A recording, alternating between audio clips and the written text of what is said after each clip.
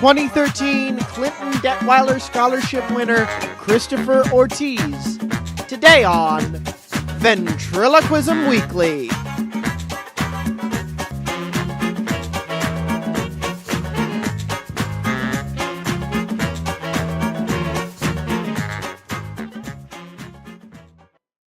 Hello, once again, Matt Bailey here. I hope you are well and enjoying your Monday.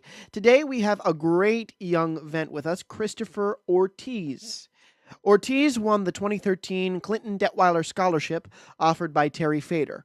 Because of this, he was able to attend his first Van Haven convention last year. He came back this year, which is actually where I got to know him. So it was great we got to connect and that now he's on the program. Here to tell us about his win, plus meeting Terry many years ago at the Iowa State Fair. Here now, our interview with Christopher Ortiz. Christopher Ortiz, welcome to the program. How are you today, sir? I'm doing fantastic, Matt. How are you? I am doing just fine. This is going to be a lot of fun. So, I'm excited. This is going to be great. I just want to begin at the beginning. How did you get started in ventriloquism? Oh boy. Well, as a kid, I always, was attracted to the stage. I always liked making people laugh. And in 2005, that's the year that kind of changed my life forever. There was an unpopular ventriloquist there by the name of Terry Fader. Yeah, I think I heard of him. Yeah, exactly. And, he was just trying to get his mark in, America. And, I was really attracted to, what he did. And I remember one puppet of his, it was Andy. And it was just like this dinky, like, Muppet puppet. And his head was huge and it reminded me of a Muppet. And I thought, that's, something I've never seen before. And I thought I could do it. And so after that, it kind of just took off. And, he kind of became my friend and mentor.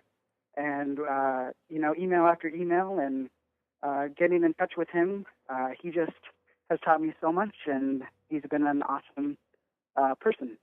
Yes, and it's funny. I have a personal I have a Terry story that I heard. I forget who told me. He had sent out an email to one of the groups. I'm not sure which one, of ventriloquists looking for writers. This is years ago, and nobody responded because nobody knew who he was. Poor guy. And now look what happened. So so you never know who you're gonna meet. Is the moral of our stories here. Exactly. And So I've been doing ventriloquism now for 8 years, and thankfully, I'm so blessed that I won the Clinton Detweiler Scholarship last year and got to see him again. So it's just awesome. It was my first time at the convention last year too. yeah, what'd you think? First time last year. What was your first impressions at Van Haven? I was simply overwhelmed. It's an undescribable event. Everyone there is so friendly and so nice. It's like one big family reunion. I felt right at home. So that's why I was kind of glad to come back for a second year this year. It was awesome. Yeah, and that's where I really kind of got to meet you. I don't know. I'm sure I saw you around last year, but this year we got to meet and got to talking, and of course did this. So this. Well, I was a red daughter last year, so I kind of hid in the shadows. The red dot. Yeah, I remember being a red daughter and be like, "Don't touch me," like just scared of everybody. But and then they take you under their wing and they become instant family, don't they? Yep. It's even from the big stars to the little kids. I think everyone can learn something when they go there. It's great fun. So when did you start performing? So you saw Terry and you did that. You said you'd always loved the stage. Were you doing plays and stuff before that? When did you start performing? I was actually in sixth grade. A couple of years later, I did my first musical. It was Joseph and the Technicolor Dreamcoat at my church. And that was kind of one of my first musicals that I did for my church. And the next 7 years, we did Sound of Music, Honk, Into the Woods, Guys and Dolls, Fiddler on the Roof, and this last one, The Music Man. So I've been involved with my church doing musicals and stuff, and that's kind of why I started ventriloquism too, so I could start my own act and be, the reason why I love ventriloquism so much, because it's something, someone can really call their own, they can do whatever they want with it. So that's really what drew me to it, I guess. Yeah, and so is there What do you like about working just yourself versus working in those shows? I always love when theater people come on. I get to ask them that. What's the main difference that you love about it? I really do love working with people. You build relationships and you get to know people better. And personally, it's a learning experience for me. Um, and just, you know, bonding with people, I think, is just so awesome.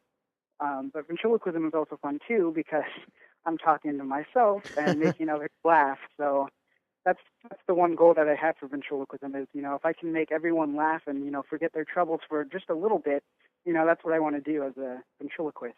So, As eventually, yes, absolutely. So, um, I hate to harp on this Terry thing, but it's just because I want to get to know you as event as well. But what were some of the pointers that he gave you that kind of shot you off in the right direction? What did he do for you in those early days?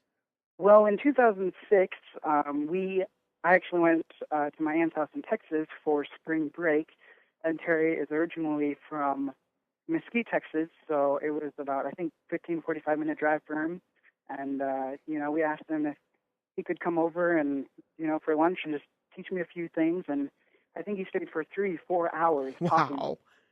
And like you said in the first interview, I did a little performance for him, and apparently I was terrible. So that's great. But yeah, it was just so much fun. And one of the key points that I remember him telling me is always keep the puppet alive, always keep it moving. And so, when I'm looking in the mirror, I'm always making sure, when I'm talking, he's looking at me, and just looking over at the audience. So And that's one that's, of that has to be for me. I want to jump on that. That has to be the hardest thing oh for yeah. ventriloquism because I came up personally for me. I came up in the theater. I have a fairly okay brain for memorizing things, so that Hmm. knowing the lines is not an issue. It's doing them while making sure that hand never stops breathing for that puppet. Exactly. And you're trying to make the audience, believe that there's someone else on with you. And I think that's where Terry does such a great job is, making it believable that his characters are alive. And of course he sings too, so that adds to the magic. Y- yes, yes, and it's just so. Is that excuse me. So you found that that was one of the hardest things about Vent. Do you like to write your material? Do you enjoy the writing aspect of it as well? I actually took an advanced creative writing class in my high school, my senior year, and I got a lot of help writing skits. I would bring it. We had to bring in pieces of writing to our classmates, and then they actually edited it and gave it back to us. And that was something really special and cool to see everyone's feedback. So I personally enjoy writing my material and getting people's feedback because that's what's important is to make people laugh. Right, absolutely. That is the main goal. Now we are about the same age. I think you're 18, right? Yep. 18. I'm 20. What do you look for when you're writing stuff? How do you bring your perspective as an 18-year-old, soon to be college student? How do you bring that perspective into what you write? Well, I recently just learned I did a variety show fundraiser, and I performed in a church, my church actually, and there were some jokes in there that probably shouldn't have been in a church. But I kind of just think of the audience that I'm performing for. If I'm in front of my friends, I think of stuff in today's world in the news, that they could relate to, like Miley Cyrus or whatever. Yeah. Or if I'm doing little kid stuff, I do little things to make them laugh, like the puppet hitting me or stuff like that. So I always think of what audience I'm performing for. Absolutely. And how has doing this, how has working in this realm of comedy and ventriloquism influenced your choices going off now to college and school and everything that you're going to do in the future? You were telling me at Vent Haven we were talking about this really cool major that you're going to do. Can you talk a little bit about that major and then I'll follow up with a question that's in the back of Yeah, my head. I'm going to Graceland University in Lamona, Iowa. It's about an hour away from Des Moines, Iowa, which is where I live. Cool. And the coolest part is they've never heard of ventriloquism. I don't think they've ever had a ventriloquist go there. and I'm just so excited to go there. It's about 1,000 students, so not that very big, and I'm majoring in a film theater performance major, and then I'm also going to do a communications major. So that's something I'm really excited for. And actually, I just got offered a job as a videographer for live streaming sports events. That's So awesome. learn how to work a camera. But like you said, learning about comedy and stuff. Going to this past convention, I learned a lot about situational comedy and some of the old TV shows, and that's really what I look forward to writing for and getting the experience in college. So that's what I'm excited for. Yeah, that actually perfect lead into the question. Touching on that, was your interest in ventriloquism integral at all in you choosing that sort of melting pot of everything major for you? Was that experience lead you to that choice? Well, and like I said, I always enjoyed being on stage and film and theater. That's gonna get me more experience on stage, and also Graceland is doing a Graceland's Got Talent the first week of school, and Awesome. I really like to see a ventriloquist open up there. So I have to get that all booked and scheduled. So I'm excited. That is great. And I'm going to switch gears here, and again, because we got to know each other at convention, we've been talking over the last couple of days about this thing here, and I uploaded that video of your phone call with Terry, and you're like, I Yeah. wasn't sure if I should talk about Terry or this other thing that I have planned, and it always hits me when a guest says I have something planned, because I don't know if I'm going to hit to it in the questions I have, and it kind of just opens it up for me to say, you have the floor. What is this other thing you wanted to talk about? Oh boy, no pressure. I really encourage any young ventriloquists to keep practicing, and if they have a dream, I'd follow that dream. There's a lot of stuff going on in the world, that can bring a person down, and I think if someone has a dream, with hard work and dedication, they can do anything they want. So that's really what I hope. And like Terry did with me, is he hoped he could inspire kids to start in ventriloquism, and obviously that's what he did with me. So that also would be just a huge uh, goal of mine too, is inspire those who are younger. Absolutely, pay it forward. And so you touch on something that you encourage it for everybody, but I got to know personally, is this what you want to do with your life? Are you going to pursue this in school and out of school, that you want to work and come up and become a professional ventriloquist yourself? I sure hope so. That's the that's the goal. When I actually went to go see Terry in Vegas at his theater, he actually said there was a celebrity in the audience, and I think I was 13, 14 at the time. And I saw Jay Leno earlier. I'm like, oh, sweet, Jay Leno's here. Well, no, he said Christopher Ortiz, stand up. So I stood up in front of his audience, and he said, keep working hard, and someday all this could be yours. And that being 14, I'm like, yeah, but now I really understand. It's going to take hard work and dedication, and that's the goal, is to be where he's at and make people laugh. So And that's a wonderful goal, and it's certainly sounds like you are on your way. What kind of venues are you hoping you might hit when you're in college, or do you want to perform around your college while you're there? Because you said they've never heard that really had a ventriloquist in that there's area. there's there's not much to do in Lamona. It's kind of a small town, but there's a lot of coffee shops and stuff in Des Moines. So hopefully, I can just do a little segment here and there on breaks or something, and get my name out that way. And also, I had a good talk with Megan Casey, who was at the convention this year. Yes. She's a very good friend that I met last year, who also won the Clinton Wiley Scholarship.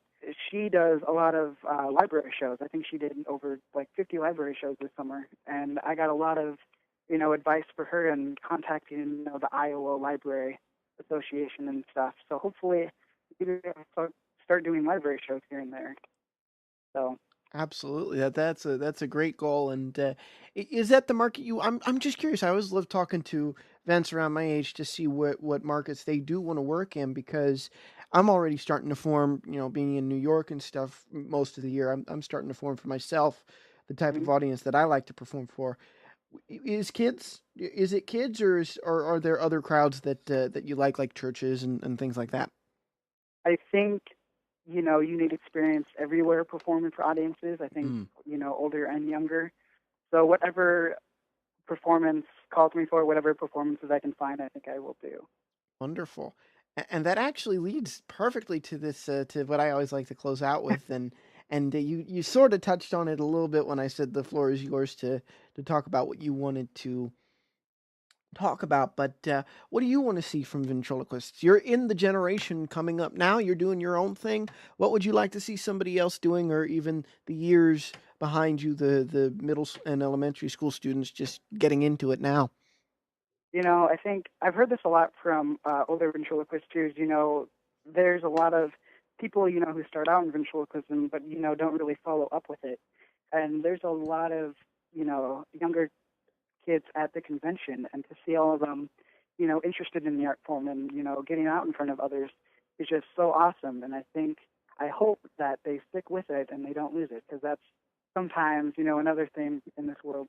People start to give up and lose hope, and I think that's kind of silly. And I think they should continue with something they enjoy, something they love. So, Absolutely wonderful words of wisdom from Christopher Ortiz. Thank you so much for being with us today. for having me, Matt. This was fun. Oh, it was a blast. Thank you so much. My thanks again to Christopher for coming on the program. It was great getting to talk to you, and I am so glad we met at Vent Haven. It's a true testament to the new friends you can make at the convention. I encourage everyone who hasn't been yet to go to Vent Haven. And thank you also to Terry Fader. I guess the cat's out of the bag now, so to speak, after posting that video where we called Christopher from backstage in his dressing room. I've linked to that video in the description if you're not sure what I'm talking about. I had an incredible time learning from him and his team in Vegas for college credit. I am so thankful to him for allowing me to do that, and it was such a special honor. And I just wanted to explain a little bit about that to you guys because I think you'd been seeing some of the pictures that I've been posting in the group and the video and stuff, like what's going on. So and that's all I'm gonna say. Just don't want to ramble on too much, but I wanted to clear up any confusion and tell you what I was doing in 10 days for in Vegas when we didn't have an episode a couple weeks back because it was fun. So thank you, Terry. And an update on my interviews recorded at Vent Haven. Remember, right when I got back from Vegas, there was a bit of an issue. The thumb drive that crashed is in the hands of some computer forensic people, which will actually be the end all be all of this saga. I actually think it's pretty cool. Computer crimes people taking a look at my drive. That's why I'm telling you about this. If they can't get my files back, then they are gone forever, let me tell you. And I saw them when I ran a scan on my own, but I couldn't grab them. So there's a tiny sliver of hope. But if these top of the line people can't retrieve it from my disk, that's it. And unfortunately, these things happen. But I think it's pretty cool that that it's gone all the way up the chain to people who really know what to do with things like that. So hopefully we might yield something. There's a tiny, tiny little bit of hope. And next week we have an awesome guest for you. After next week, we will actually be taking our customary week off as I head back to the Great Big Apple. That's right, it's Manhattan move in, my return to New York. Summer is over, folks. I can't believe it. But we still have one more episode next week before our next brief intermission. And our guest is a surprise. All I can tell you is that I have been waiting for this for a long time to get him in here. So stay tuned next week for an event we all admire. It's going to be tons of fun. And that's it for us this week. A reminder, you can find all you need to know about Ventriloquism Weekly by visiting our website, the mothership, ventriloquismweekly.com. Reach out by emailing ventriloquismweekly@gmail.com and find our group on Facebook by searching Ventriloquism Weekly -podcast for ventriloquists. Tweet us at Talk for Two and tweet about us using -Talk for Two. Spell it out, TALKFORTWO. Signing off for Ventriloquism Weekly, I'm Matt Bailey, reminding all you vents out there to keep talking for two.